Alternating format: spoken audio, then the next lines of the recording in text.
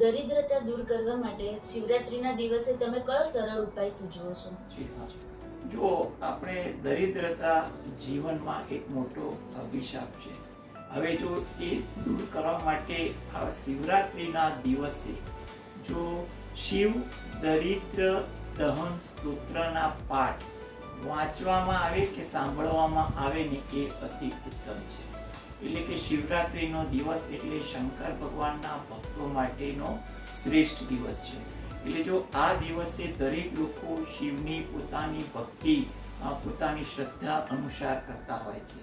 એની સાથે સાથે વધારામાં જો શિવ દરિદ્ર દહન સ્તોત્રના પાઠ જે સરળતાથી તમે કોઈ પણ જગ્યાએથી ઉપલબ્ધ કરી શકો છો, એ પાઠ તમે દરરોજ જે વાંચવાનું પણ રાખો ને તો ધીરે ધીરે તમારા જીવનમાંથી દરિદ્રતા દૂર થતી જશે.